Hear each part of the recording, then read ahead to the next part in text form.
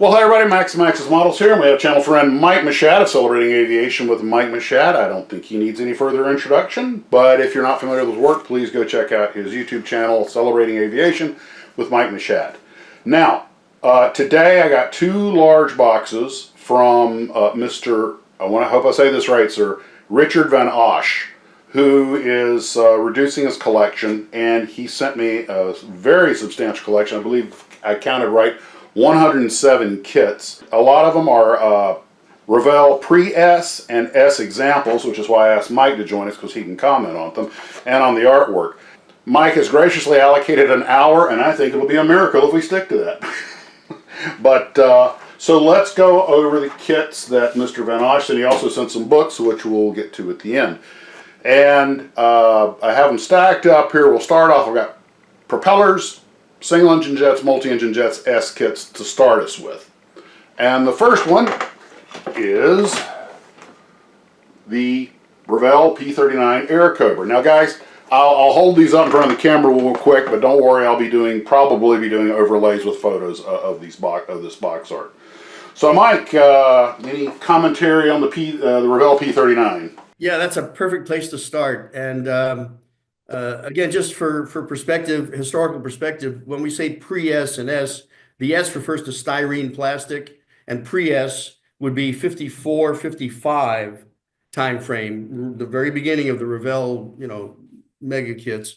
And then the S kits came in mid 56 and up, and they went through about 59 and 60. So I just want to put that into the historical perspective. But the P39 is a perfect starting point, because the question has been asked so often. Here you've got Revell, premier model manufacturer, and World War II was 10 years old at that point. Not even, it was just 10 years old. My generation, the early baby boomers, came in the late 40s, early 50s, and we were building models of Dad's jet and Uncle Joe's ship and our next door neighbor's tank. And I mean, it was very, you could touch it. It was very immediate. So the World War II thing was still very fresh. And yet, why did Revell not have a P-51 Mustang, an F-4U Corsair back then, a P-47 Thunderbolt, and on and on? They had the bombers, which we'll get to in a minute, I guess.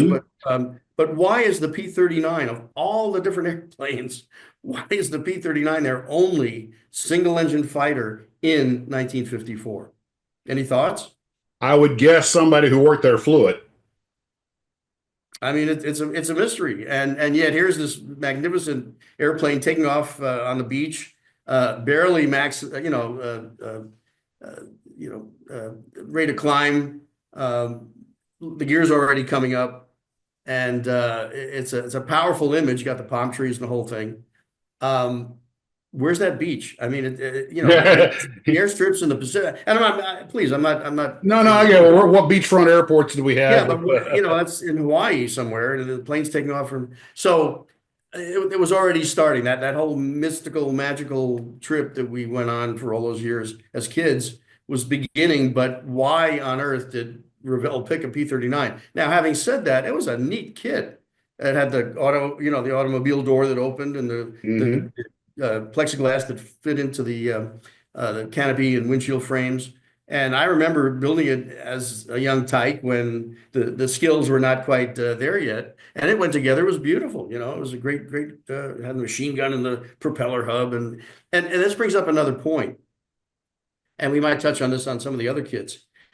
Building a model in those days wasn't just about making a toy airplane or a replica airplane. You read the direction sheet. It was a history lesson. I remember learning a great deal from that. You were learning the specs of the airplane and what an inline engine versus a radial engine. I mean, all that stuff was happening. Who flew it? Here's my Mustang in British markings. Oh my gosh, the RAF flew them too. That's it. And Mr. Van Osch also, he's so organized. He includes slips of paper, 1955 to 1959, 145 scale. So, I mean, doesn't get much better than that. A magnificent, and these boxes, Mike, are all in showroom condition. There's no tears. They weren't even taped. I was going to ask, is there any tape on them? There's no tape at all. They were never taped. Wow. Which did that tape in the factory, or was that something you had to No, it store? was a hobby shop. And I have a feeling that Mr. Van Osch was buying these things with the intent of collecting them because they are. This is not the way 8-year-olds, preserve Yeah. their models. We're gonna have to talk after the video. I know Yeah. we're gonna chat, but Because yeah. we have And by the way, for 68 to go. for the glue troopers that may wonder about the tape thing, Revell, in implicit trust of us little grubby 10 and 12-year-old hands in the hobby shop, put the parts in a box, put the cover on top, send it to the hobby shop. Now let's do the math. Saturday I need a new morning, canopy. I broke my last one. Anybody ride your looking? twin up there, you lean it on the tree, you walk in, there's all your friends, and everybody's looking at the kits. Well, these little parts are flying out. And so it created a problem where parts were missing because boxes would be opened and handled. And so the hobby shop dealer would skillfully take a piece of what do they call it again? Scotch tape and tape the top of the box to the bottom of the box. Now, that was a pain in the butt if you were a kid and you couldn't open the box. But guess what? All these years later, as collectors, that tape is the pedigree. Yep. The absolute proof. That bit of patina is, yeah. Matches the bottom, and then it wasn't a kit that was just, manipulated and manufactured. And we've all sat there at a model show, turning the box around, seeing if the little rust area lines up or not. You see all the collectors, the first thing they do is they take a kit and they go, So to not have the tape is even, that's like, matching number Corvette. I mean, it's like really special. Now this next one is the H-19, the Air Force one with the floats. And it says 56 to 60, 149 scale. And before I forget, I have the other Army H-19. I took them out compared. They are the exact same kit, although the Army one's in a smaller box. Yeah, that's the Pre S. Yeah, the H. And by the way, do you have the Army? Yes, I have an Army one right here. Drab. Just I actually got a dupe, and you can see the size difference in the box. Army in Air Force markings, go figure. But there's something about that box top that we can't not mention this. And of course, look at the propeller blades, and I have close-ups I can send you. But look at which one? Of which one? Army. The one in front of the hangar. Okay, the Army one. Here we go. The rotor blades. All right. You look at the blade that's pointing toward the back, and you see that the. Oh my God! One of the blades is facing the wrong way. Bingo. The blade that's against the hangar. You see, Mike, in helicopters, they call that auto rotation. Oh, is that right? No, it is not. The advancing blade and the retreating blade got married, and that's called right way, wrong way, Army way. But for the brethren, especially the helicopter guys, they look at that and kind of go, "What's going on?" And what's going on is that this is something which I have in my wallet. It's called an artistic license. You have to create 5 paintings to a full stop every 90 days to keep it. Don't forget your night qualifications. You got to paint one of them in the dark. Yeah, and what's happened there is that the blade is being shown against the dark, the shadow or the black open hangar door, and if it was reversed, it would be touching. It wouldn't fit. Right, I got you. See it? So having said that. The other little mystery about that, do you want to get into this level? Because I'm happy to do it. Probably with 60 more to go, we probably better keep rolling. But if you want to make a quick point, go ahead. Super quick.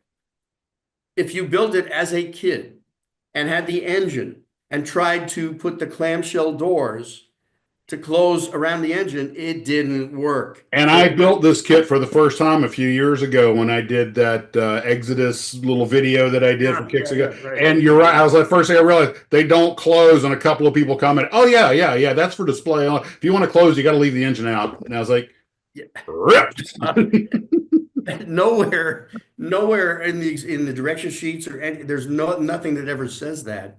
Until 60 years later, you go to a model show and you go, "Oh yeah, you either build it closed without the engine, or you put the engine in." But so anyway, next one is one of my personal favorites. I think one of the coolest looking planes. That is the Convair Trade Wind. Wow, I believe that's a Linwood art, and I always thought, I knew that T40 turboprop was very problematic. They had trouble with the gearbox. It's a pity because the idea of the Russians still use contra-rotating turboprops this day. And I'm thinking, This is one of those things, and I know they did use the plane for a while. They didn't make that many of them, but I was like, that was just conceptually, I think, one of the neatest ideas. Yeah, Contra-rotating turboprop, big, heavy lifter that could land on water. Probably should have been an amphibian instead of a straight float plane. But of course, this is from the Conrail, the same people who gave you the Sea Dart. So there's a thin line between genius and madness. And speaking of float planes, we have Revell's S kit, the beautiful. Mariner PBM5, and those dash numbers mean something because the dash four, dash five, they all. And apparently, I guess he's blowing up a submarine on the surface with a depth Sure. charge, Why like you not? do. Yeah, and if you look at the explosion and you notice the vertical fin, check the angle. Oh wow, I got a lot of angle on it, doesn't it? Ding. And I'll tell you how I know that's Linwood. It does have too much angle, but it looks exciting. That's It makes 8-year-old Max want the airplane. yeah. You've heard the term "major look," and that's exactly we call them eye magnets in the art world, and they're things that they're devices that are put into things to attract your attention. That's it. Like the colors, like you said, a color palette for There's the that. Revell logo is no accident. Here we have the Oh, C-130 with one of the most famous Linwood box arts because that elongated wing. Now, yeah. between you, me, and the fencing, Jack Linwood's my favorite box top artist, and I love them Yes. all. But this one personally just never appealed to me. Personally, this Guess is the what? one he did that doesn't really. And I tell you what would make me want to buy the airplane more than looking down the wing like that. It's that mythical green and yellow sky in the background, which I've never Oh, seen. we've all seen that. Yeah. But before here's the thing. That was his first cover for Revell. Oh, was it? That was his first cover, and it wasn't just him. That's a hybrid Lenwood Kashadi cover. Okay. You know who did Lenwood what painted the art? base art, and Kashadi put in what they call a popcorn highlights. If you look at the skin seams, Okay. All right. it's exaggerated. Well, you But did that. You've done that before also yourself with your buddy Craig, right? So, yeah, oh yes, collaborating, yeah, absolutely. But the last thing to mention on the 130 is it's the only time in the history of the world that there were ever two suns casting shadows in the same scene. oh, okay. Okay, look at the shadow of the airplane is Yeah. coming from the sun On up the in the, on tail. the Uh-huh. left. Look at the Uh-huh. shadow on the tower. I don't actually see one. Well, I'm sorry, the dark side of the tower is coming from the opposite direction of the shadow Oh, on the airplane. the shaded. Oh, yes. The shaded side of the tower's on the other side. Only Okay. Jack could pull that off, and you sit there. Powerful daylight spotlights. Yeah. And by the way, that's Van Nuys Airport. That's where they went to research that.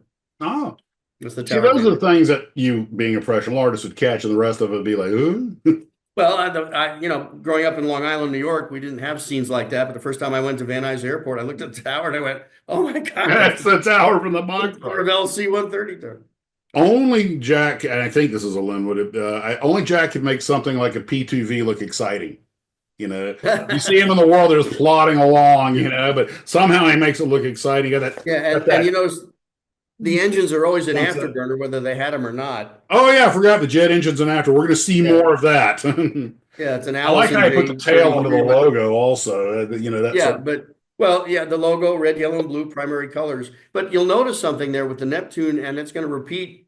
Compare the Neptune to the Mariner. You've either got a dark airplane on a light background or a light yes. airplane on a dark background, so it pops. And you'll see that running throughout the series here. And now we're into the single engine jets, and we have the F-100C One with of the favorites. orange sky that you see all the time. Yeah, dropping a fuel tank. Okay.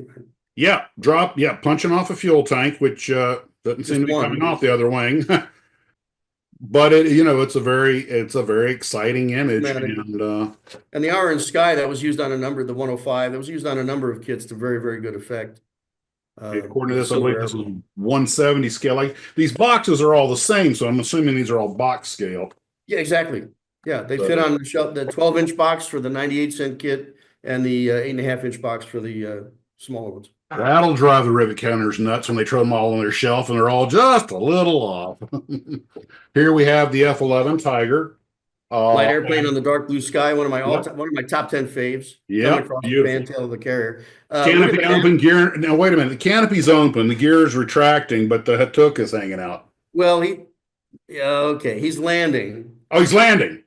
You see the Oh, deck is that gear fully extended? Okay, it's fully extended. All right. I'm sorry. I didn't. Oh, yeah. There he is. He's coming over the fantail of the ship. Okay. right. But Right, the right. canopy's open because in those Mhm. days, if something happened and the thing went in the water, you didn't want to Yeah. be trapped. They didn't have the Um, 0-0 seats. yeah, By the but way, it says S cement on all of these. Under the S, it mhm. says cement. Is that just telling you use a styrene cement or the cement's included? Well, it was a way for Revell to market their S cement tubes, which Ah, was at the cash register. You remember a cash register, right? And ka-ching. They're like slot machines, but yeah, but they'd have the but you'd always have that box with the tubes straight up. So yeah. And then we have the F-104 Starfighter. Oh, light airplane, dark green earth or dark green ocean or dark green Hmm. something with an orange sky. Um, Early in the scheme of things, I have a quick story. There was a hobby shop in Burbank called T&A Hobbies for Tony and Addie Nacarado, and they were a half a mile south of the Lockheed plant in Burbank. And I asked the original owner's son, also Tony.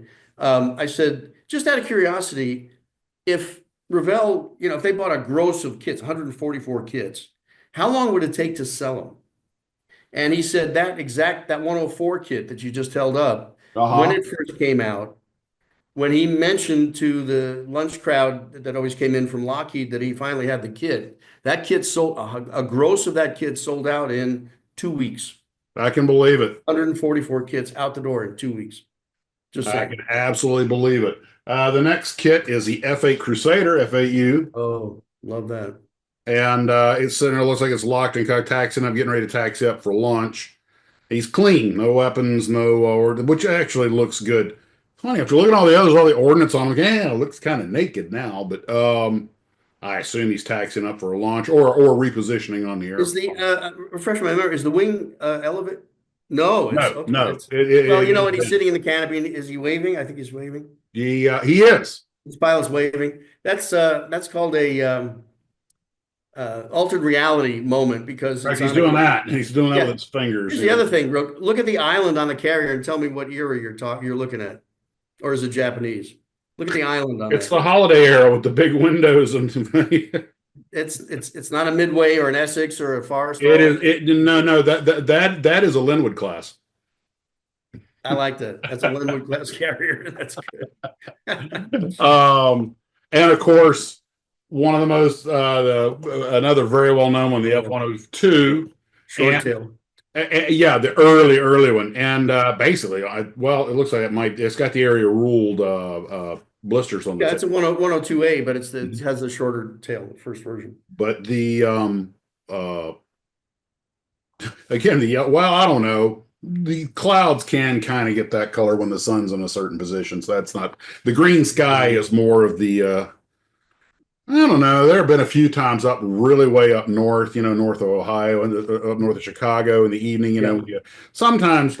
But I realize Jack's just trying to make the model pop. And given that it's all shiny aluminum, it does a great job of that. It gives them the contrast against them. Yeah. He really loves those yellows and greens. This brings up a wonderful point. We look at those things and you just accept it. Yeah. Yeah. Sure. Why not? Somebody's sitting there going, well, wait a minute, the azimuth of the sun isn't exactly. Which I know you have to do with a lot of your historical artwork. You have to get the angle of the sun right and everything. Different requirement. Yeah, exactly. And Now as Leonard told me many times, he said he had one job and one job only, sell models. That was his and job. he understood that psychology. Here's the 101. Green sky. Green sky, shiny airplane. And it's funny. This one actually has less afterburner showing than the non-afterburning afterburner jets. Good point. And then, of course, an airplane the Air Force could not get out from under fast enough, the old F-89. Remember, early generation jet, they were learning. But beautiful kit to build. Lovely, taxing in burner with the canopies open in the Arctic. Oh my God, the burner is on, isn't it? Yeah, it's I guess he's supposed to be taking off the snow, very Firefox style, I guess, you know. With the canopy open. Well, sure, you know, like you said, you might have to get out. They're on a lake. The burner might melt the ice. They got to get out. You know, you make the story up as you go. Oh, you know what's an engine test run? That's what it is. Because there's only like 2 feet of pushed snow behind it, so it's sliding as they're doing an engine test run. You I can make up a story for any of these things. Wait till we get to the B-58. It was a wonderful kit to build. Okay, now we have the KC-135 with 4 afterburners. You stole my heart. Oh my God! At least this one has a boom on it.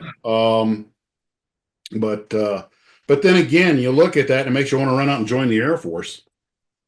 Now, the one I was talking about earlier is famous B-58 Hustler, and I figured out why there's no ladder.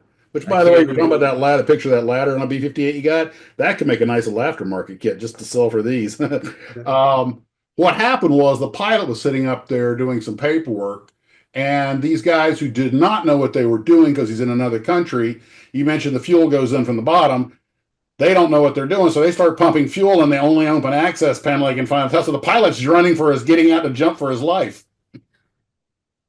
That's my story, and I'm sticking to it. You may have something there. As I said, we have some imagery of what the real thing looks like with it's all underwing service. Just, you know, the huffer for the engine, electrical power, fuel, everything is underneath the wing.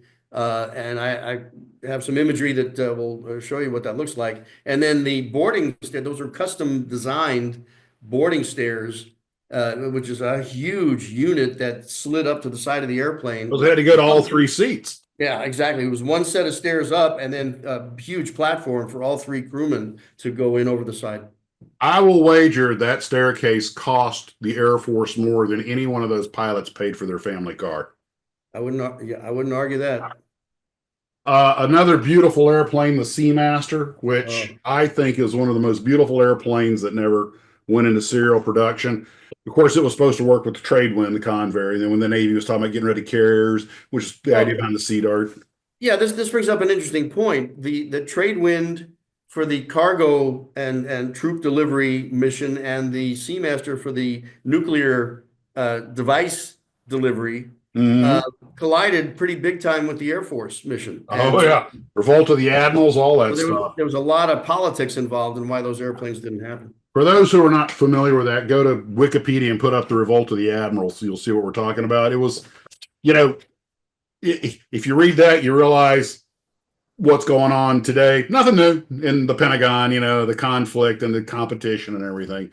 And the Navy and the Air Force were extremely covetous of their budgets and their missions, to the point that what was it they said about in World War II about the Japanese Army, the Japanese Navy? Goes, they never actually shot at each other, but they sure thought about it.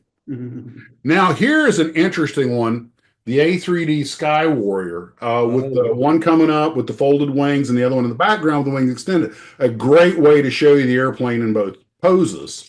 Yeah, and the kit, you would build it either way in the kit. The kit actually had folding wings. If you could figure out the hinge thing at 12 years old, that's another story. And, you know, you think about the top of the tail folding down. Tail folded down, yeah.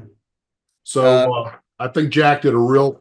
did Jack decide how to do this, or did the art director say, this is what I want, and Jack just put it on canvas? It was a collaboration, and it would go either direction depending on how things worked. Yeah, but they definitely wanted to show what was in the kit, and you notice the hatches slid open on the canopy there. So, yeah. Our version of the Canberra, you know, which I know this is a good airplane. They still got one of them flying, I think, for altitude research, unless they've retired it. What always amazed me was that we go with our industrial might, that we had to buy a plane from the British. We couldn't seem to build one that did the mission. And I get it, the British had something that fit the bill, so why not just buy that instead of this? But I'm a little disappointed that we just didn't, you know, given all the incredible stuff we could do. And as one guy pointed out, he goes, you know, there's only so many engineers, you know, in any country. And you think about how many projects are going on in the 50s. I mean, the aerospace and the military industrial complex had this voracious need for engineers. And some of the programs like this just weren't that high a priority. You know, everything was going to nuke, high, fast, you know, that sort Well, of thing. let me throw a name of an airplane at you because it's part of the story. XB-51. Yeah. And Martin. apparently it was everyone that flew it says it's a great plane, but it just had too many, it had some So what did they issues. wind up with? Yeah. That. But this was already operating, so they had a track record As an versus, air, oh, the Brit, yeah, yeah. the Canberra. And One thing I'll mention about that, the color of the plastic, first time for me, but the dark blue plastic, when you put silver paint on that, or the gray leading edges of the wing, it was a neat experience. It was really yeah, cool. I do know that silver and chrome really show well against it. They pop out, and if you can get those little red stripes on there, you're a better man than I. Now we're going down to the next rung, which is the famous aircraft series, and we'll start with the F-11 Tiger, 1961 to 66, 1 to 55 scale. So these kits, I gather, then followed the S kits, the famous aircraft series. Well, there was one in between.